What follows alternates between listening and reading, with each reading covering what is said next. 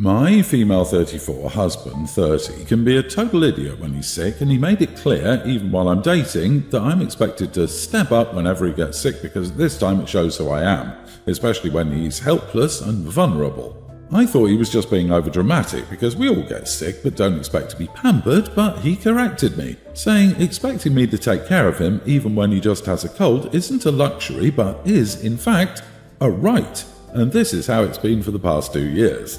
He got sick with fever days ago.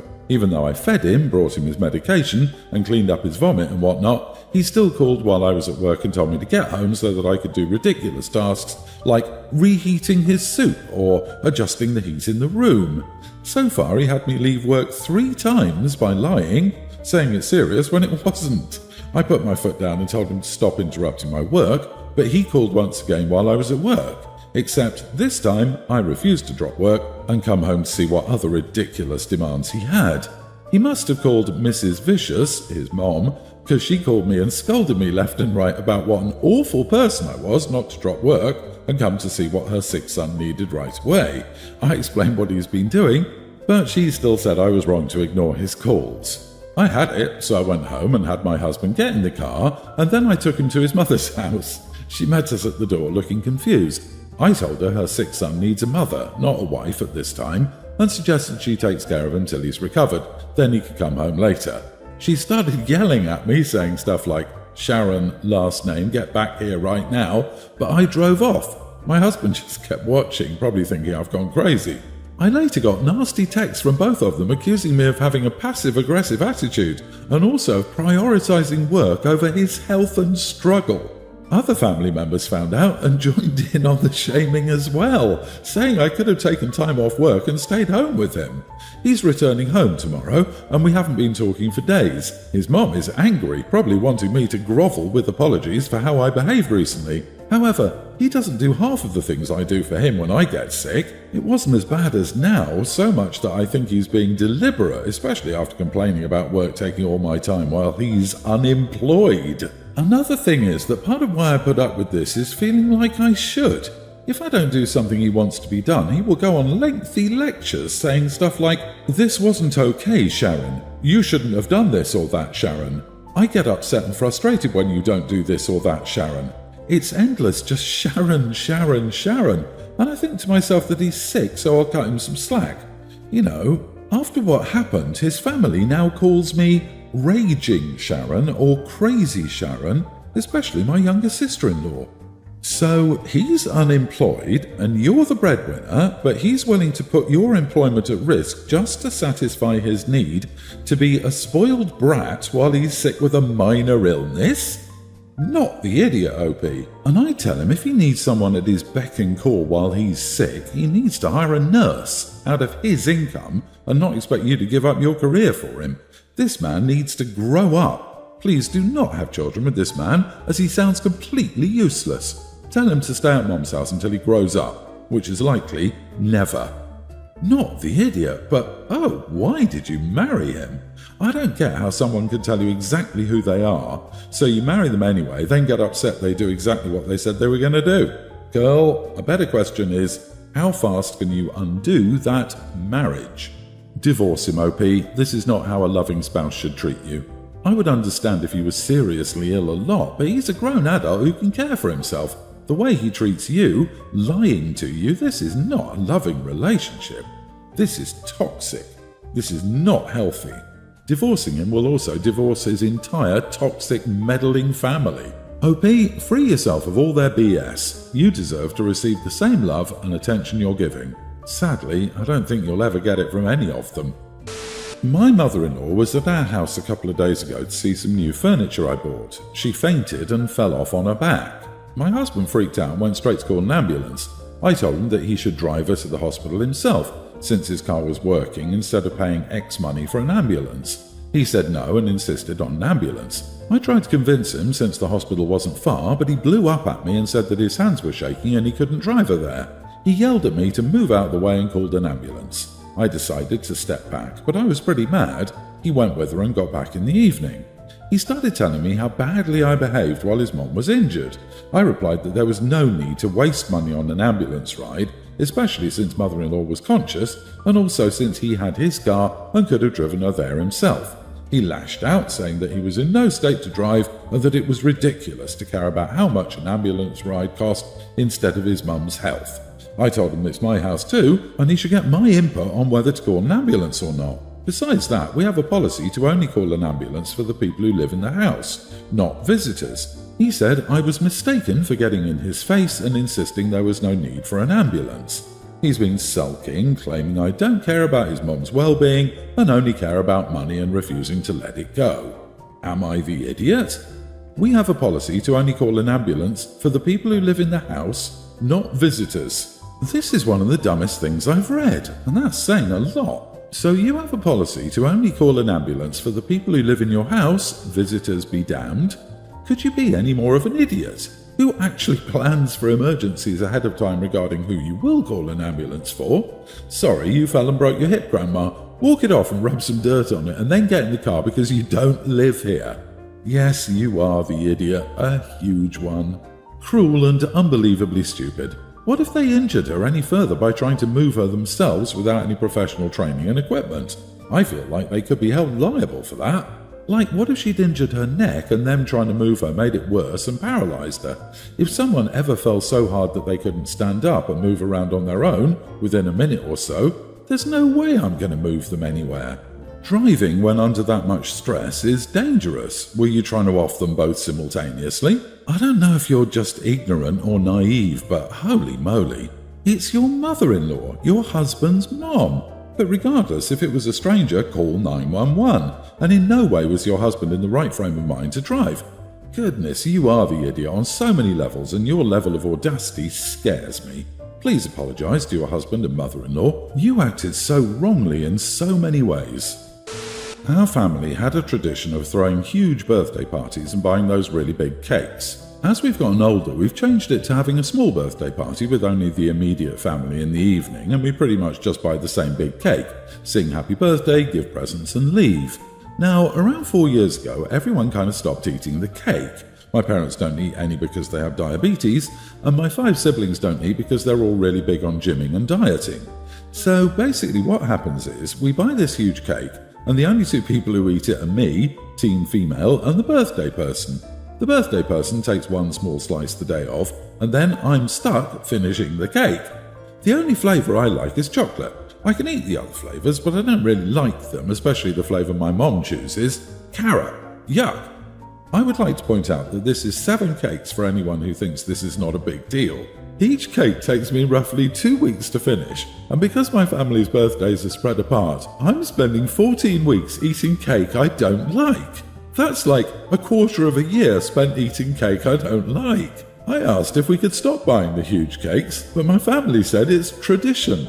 So I asked if I could choose the flavour since I'm the one eating it, and they called me idiot and said that I should let the birthday person choose the flavour since it's their birthday. Am I the idiot? Edit. Everyone in my family has been overweight or has health issues except for me. They say I take after my aunt, who is really petite. So ever since I was a child, my parents would always be strict with everyone on diets and forcing them to work out, but I've always been let loose of everything. They've always been less wary about my health just because of this, even though I'm literally related to them. That's why I was forced to eat the cakes. There was just sort of expectation, like as the skinny person, it's my job to finish the cakes. It's kind of always been like this. And whenever I've tried to refuse to eat the cakes before, I've been punished and lectured for wasting food, trying to ruin the family tradition, and being a brat. The last time I tried, I wasn't allowed to attend soccer practice and had my phone taken away until I fixed my attitude. It's just easier to eat the cake than deal with that. My oldest siblings are 20, 19 and nearly adult, but they still live at home with us. Also, my mum's birthday is tomorrow. Although I've tried before, I think my only 2 options are just to endure the yelling and punishments until they give up, or wait till I'm older and move out. But I would have to eat 18 more cakes before that happens, and I really don't want to. Jesus, you all live together. They claim it's tradition to get a big cake, and you have to eat it because you're the only one without diabetes? Are you kidding me? It's like they're trying to give you diabetes. Wake up and stop eating the cake. Send it off to neighbours or toss it. OP, throw it away. It's not your waste, it's theirs. How will they learn to order less if you keep eating it all? Rather than thinking of it as wasting food, think of it as not giving yourself a one-way ticket to diabetes. Your family is ridiculous, OP. Just because you're fit doesn't mean you can eat a whole cake with zero consequences to your body. I wonder if there's resentment for OP and Aunt being fit, and that's one way they express it. Yikes. OP, tell them no. If they keep forcing the issue, tell your doctor or a teacher. It's never okay to pressure someone to eat food they don't want to eat, especially huge amounts of something so unhealthy. I'm going to say not the idiot with a caveat that nothing about the flavour of the cakes matter. Your family is a bunch of idiots because they seem to be shoving their insecurities onto you in cake form. Last year I got 2 puppy sisters, Sadie and Gizmo. They're big girls, so I have a 6-foot wooden fence around my property so they don't go running off and can't jump it. They're pretty well trained except for Sadie. It's been an uphill battle training her not to run after cats or cars when she's on the leash and out of the yard. So that's another reason I made sure I have a high enough fence to keep them in. They've got their own doggy door so they can go in and out as they please when I'm at work. My girlfriend is a scary driver, drives fast, swerves on purpose, etc. My house is off the main road, so she does it a lot coming and going when she visits or stays over. I hate driving with her and won't if I don't have to. Basically, everyone has warned her about it. A couple of weeks ago, I had to drive with her. My car had 2 flats and we just had a nasty snowstorm, so girlfriend was going to take me to go pick up 2 new tyres. True to fashion, my girlfriend goes fast on an icy road and is having a grand old time making her car fishtail on damn ice. Unfortunately, she lost control going round the turn and out of nowhere came Sadie and she got hit and sadly passed. I did everything in my power to not lose it on her then and there, got out and told her to go. I'd have a friend take me. I found a snowbank in the yard that had iced over and I guess Sadie jumped the fence that way. My girlfriend gave a half apology and swore it wasn't her fault, but I told her that if she just listened to me and virtually everyone else in her life about her driving, it might have been avoided. I told her to stay away for a couple of days while I figured out what to do.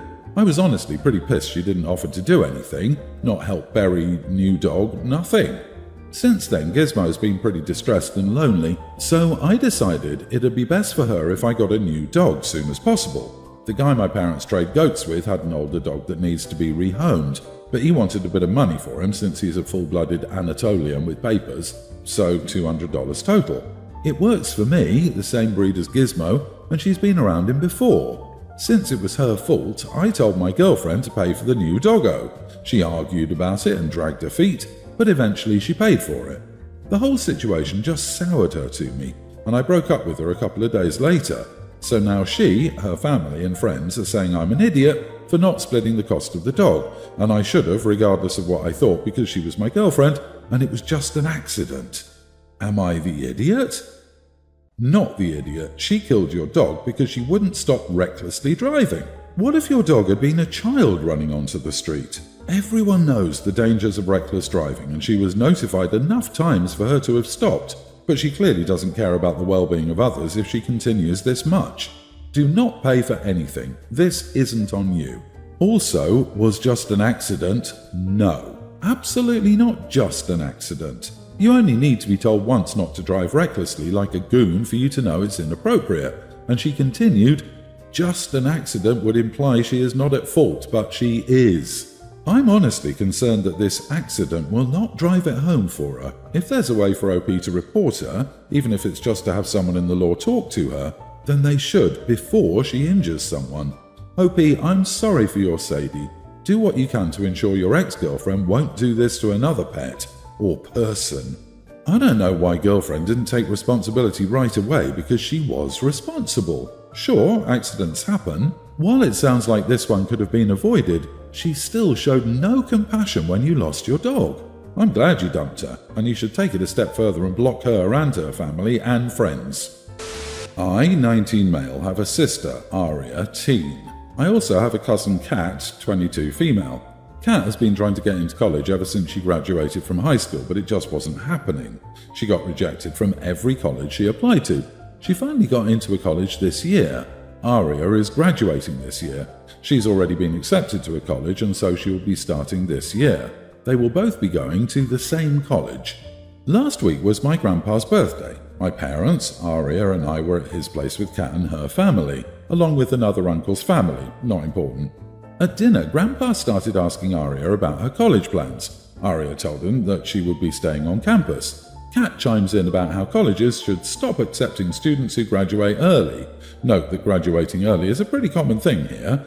She then directly attacked Aria, saying it wasn't fair that she had to share college experience with immature babies, and how pearl clutchers steal the limited number of seats available from the people who work hard to go to college. She then indirectly called my sister a self-centered brat. I mean, Aria and Kat are barely ever in the same room, so it's not like my sister always steals the spotlight from Kat. This wasn't the first time Kat accused Aria of being self-centered. My sister looked close to tears, so I said to Kat that the only self-centered immature baby in the room was her. She didn't say anything but got quiet for the rest of the night. Aria was happy that I defended her, but I got a nasty message from Kat's parents the next day saying that I should apologize to Kat for humiliating her. I said no. They have since been calling my parents, trying to make them get me to apologize. My parents are on my side, but when I was venting about it to my girlfriend, she said I should have confronted Kat in private instead of making her look stupid in front of family, and I should just apologize. Was I wrong? Not the idiot. She tried to humiliate your sister first. Good on you for defending her and putting your cousin in her place. You could have done it in private, but so could your cousin. If she wants you to apologize, she should start by apologizing to your sister. Oh God, this! Why do we have to respond to a public attack privately? If you say it in front of other people, I'll respond in front of other people. And it's a 22-year-old going after a teen. So what was the rest of the family doing? Just sat back and watched? I can't even imagine treating my younger cousin like that, and they sometimes do get very annoying. Normal teen behavior. Not the idiot. If she can dish, she can take it. Good on you for defending Aria. Also, reevaluate your girlfriend, or at least ask her to clarify. If Kat can insult a child in front of the family, why can't you insult Kat? If she understands this, yay, she's just misguided. If not, then consider reevaluation of that relationship. This times a million. The girlfriend doesn't seem to respect OP's sister. Public attacks deserve a public response. End of story. Being the bigger person doesn't get you the prize everyone thinks they get at the end. It gets you the prize of being a doormat. Oh, and I got a nasty message from Kat's parents the next day. Gee, I wonder why your cousin thinks it's okay to be a bully when her parents legitimize and defend such awful behavior.